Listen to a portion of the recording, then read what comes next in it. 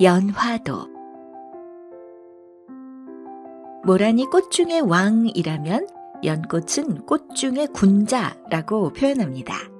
중국 송대의 유학자 주도니가 쓴 시 애련서를 보면 국화는 속세를 떠나 숨어 사는 은둔을 상징하는 꽃이고, 모란은 부귀를 상징하는 꽃이고, 연꽃은 군자를 상징하는 꽃이다 라고 했습니다. 군자란 덕과 학식이 높은 사람이죠. 연꽃은 진흙 속에서 자라지만 맑고 잔잔한 물에 씻겨 더러움에 물들지 않고 깨끗해요. 덩굴을 뻗지 않고 가지도 치지 않으며 줄기가 곧아요.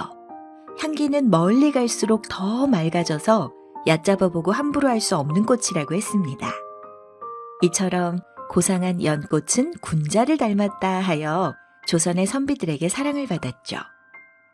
연꽃은 불교를 상징하는 꽃으로도 알려져 있어요.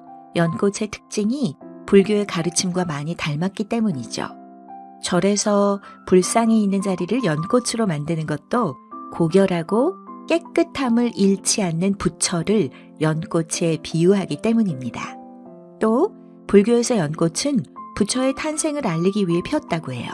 그래서 석가탄신일에는 연꽃 모양의 등인 연등을 거리에 장식하며 기념하죠. 도교에서도 연꽃은 중요한 꽃이에요. 도교의 8신선 가운데 천도복숭아를 먹고 선녀가 되었다고 하는 하선고는 항상 연꽃을 들고 다녀요. 하선고가 들고 다니는 연꽃은 고결함과 신선의 경지를 나타내죠. 연꽃은 종교에 따라 바라보는 사람에 따라 많은 의미를 나타냅니다. 연화도는 연꽃만 그린 것보다 복을 가져다주는 생물들과 함께 그렸어요. 주로 연꽃이 피어있는 연못에 백로, 잉어, 메기, 새우, 조개, 백학 등이 논일고 그 주위를 제비, 나비, 벌들이 날아다녀요. 특히 연꽃과 백로가 함께 그려진 그림은 많은 사랑을 받았습니다.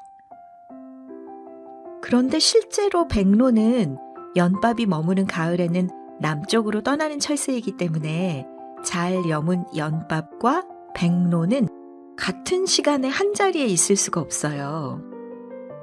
그래도 민화는 사실을 있는 그대로 묘사하기보다 사람들의 소망을 상징적으로 그리는 게 특징이기 때문에 끝없는 상상력을 담아냈습니다. 알이 꽉 찬 연밥은 아들 많이 낳는 걸 상징했어요. 물총새가 연밥을 쪼고 있는 그림은 아들을 많이 낳기 바라는 소망을 담고 있죠. 동시에 출세도 상징했습니다. 연꽃이 땅속 깊이 뿌리를 단단히 내리고 무더기로 자라나 있는 그림은 자손의 번성을 뜻하고, 연뿌리만 그리면 형제의 우애를 나타냈어요. 아들을 많이 거느리는 건 부귀의 상징이라서 서민 가정은 물론이고 양반집 여인들의 방을 장식하는 데도 많이 쓰였습니다. 볼수록 시원하고 기분을 상쾌하게 해주는 연화도 병풍은 무더운 여름날 사랑방이나 대청마루를 장식하는 피서용 그림으로도 쓰였죠.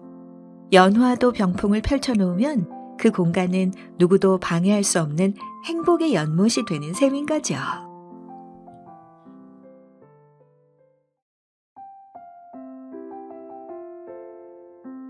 과일나무 그림. 과일나무를 그린 그림은 다른 민화와 마찬가지로 잡귀와 나쁜 기운을 물리치고 복을 바라는 마음이 담겨 있어요. 민화에서 많이 다루어지는 과일로는 석류, 천도복숭아, 유자, 포도, 비파, 치자 등이 있죠. 과일나무는 따로 그려지는 것보다 책가도, 화조도 등 다른 민화 속에서 찾아볼 수 있는 경우가 많습니다. 이 중에서 석류는 씨가 많아 아들을 많이 낳는다고 다자녀를 상징하고, 천도복숭아는 중국 신화의 여신 서왕모의 전설에서 한 번 먹으면 18,000년을 산다고 해서 장수인 다수를 상징합니다. 열매와 씨앗은 자손의 번창이나 행운, 그리고 부를 상징했어요. 열매를 덩굴이나 가지에 매달려 있게 그리는데 자손이 덩굴처럼 이어져서 영원히 집안의 대가 끊이지 않는다는 뜻이죠. 씨앗은 자손을 의미하므로 많다는 걸 나타내기 위해서 일부러 씨앗이 잘 들여다 보이게 그렸습니다. 복주머니처럼 생긴 석류는 과일나무 그림에 자주 등장하는 단골 손님이에요. 석류의 많은 씨앗은 자식을 뜻하고요. 우리 조상들은 주로 농사를 지어먹고 살았어요. 자식이 많으면 일손이 많아 농사를 더 많이 지을 수 있었죠. 또 유교적인 전통에 따라 제사를 모실 아들이 있다는 건 복받은 사람이라고 했어요. 요즘에는 아들, 딸 모두 귀하게 생각하지만 옛날에는 아무리 돈이 많고 오래 살아도 아들이 없으면 조상에게 사람된 도리를 못하는 죄인이라고 생각했습니다. 먹음직스러운 포도송이는 선비들이 시나 그림에서 즐겨 다루던 과일이에요. 옛날에 첫 포도를 따면 조상을 모시는 사당에 먼저 알린 다음 집안의 맏며느리가 한 송이를 통째로 먹어야 한다는 풍습이 있었습니다. 주렁주렁 달린 포도가 다산을 상징하기 때문이죠. 포도 그림은 반드시 덩굴과 함께 그렸어요. 얽히고 설킨 덩굴처럼 자손이 끊이지 않고 오래 이어진다고 믿었거든요. 포도 그림은 병풍이나 족자로 만들어서 새색시의 방이나 사랑채의 서재를 장식했습니다. 가정 형편이 넉넉하지 않았던 서민들은 포도 그림 한두 장이라도 다락문에 붙여서 자손이 번창하고 행운이 들어오길 바랐죠.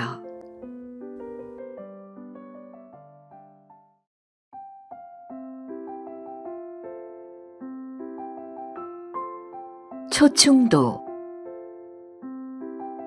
풀과 벌레를 소재로 그린 그림을 초충도라고 해요.